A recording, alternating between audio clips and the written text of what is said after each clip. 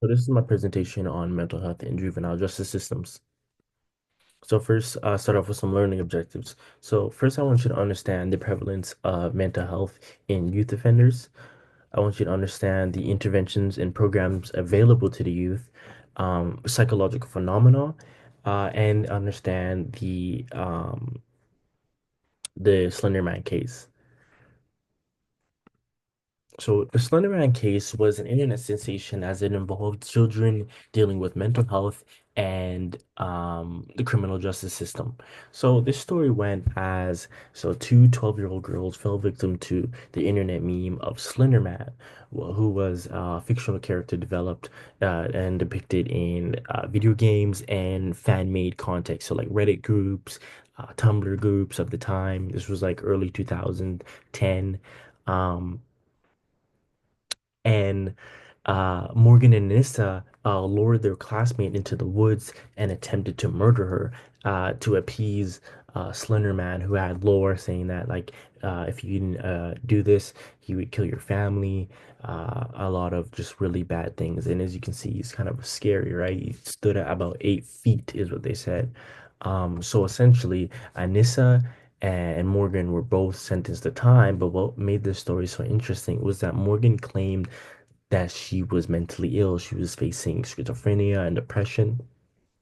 So they sentenced her 40 years in a psychiatric hospital, but they found her not guilty.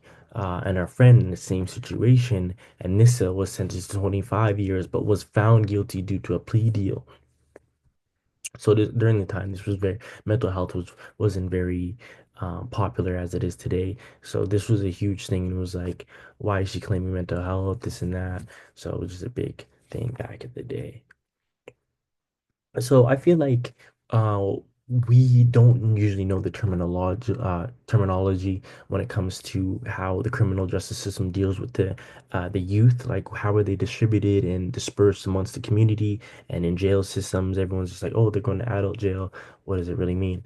So detention centers, they typically have the first contact with youth offenders. It is a short-term custody. Example being Dojack Detention Center here in Regina. Then we have residential treatment centers, which is long-term treatment. Um, they deal with substance abuse or mental health issues. Example being Wascana Rehabilitation Center is both open to children and adults. Um, and then shelters. These are typically involved with youth dealing with group homes or the welfare system.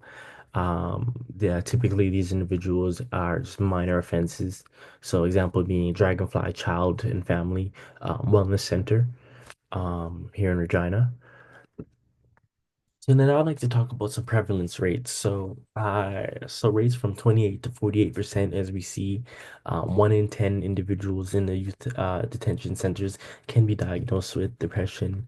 Um, PTSD, 30 to 52%, which is quite high. We do see higher numbers in females. We see a 1 to 5 uh, in just youth offenders in general that could be diagnosed with PTSD, which is which is very prevalent.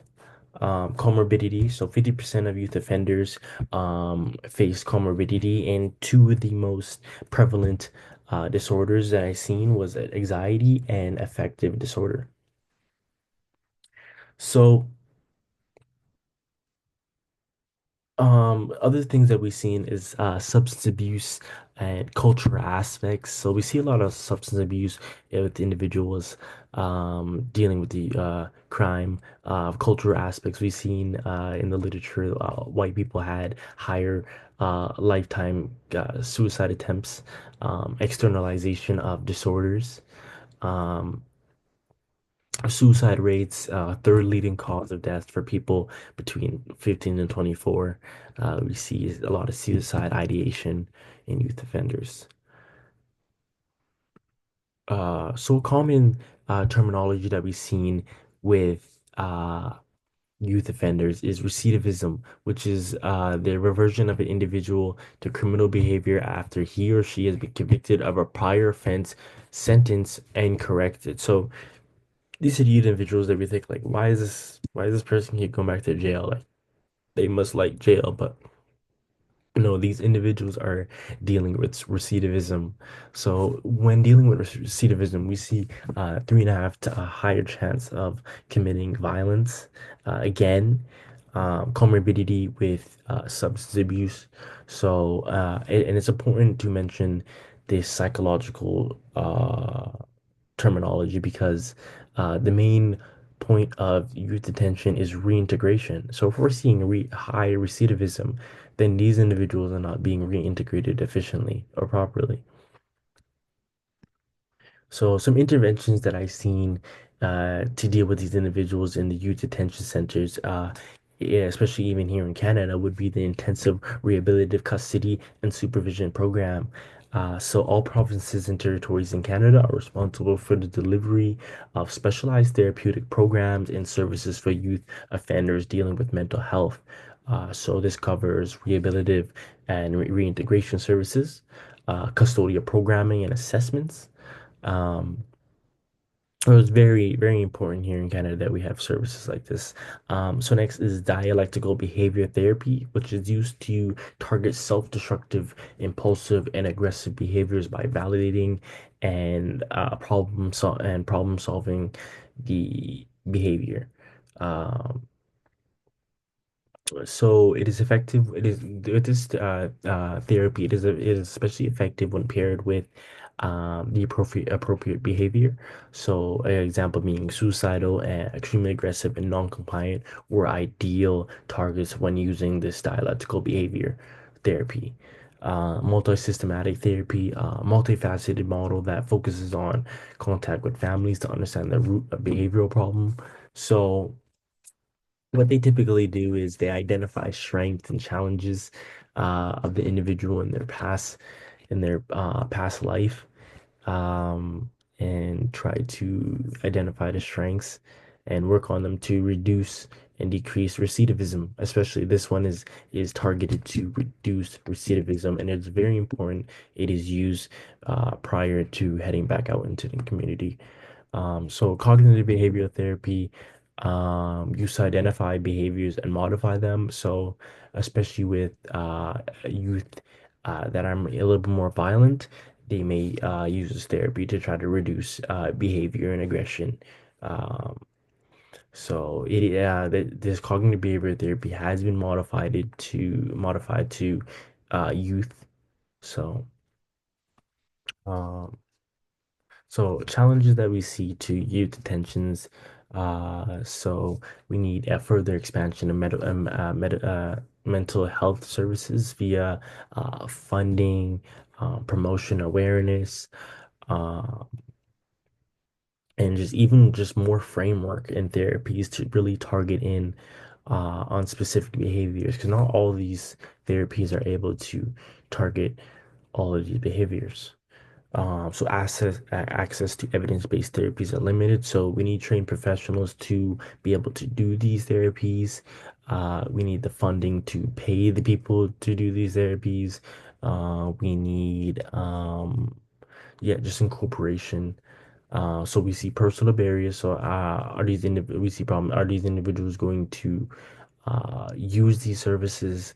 Are they going to maintain these services? Are they going to promote these services?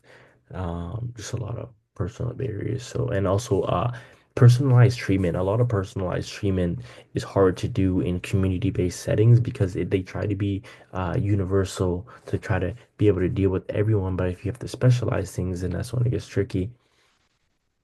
So, and it's reintegration, as we've seen, we're seeing 3.5 times more likely to commit an offense, and then they head right back to jail.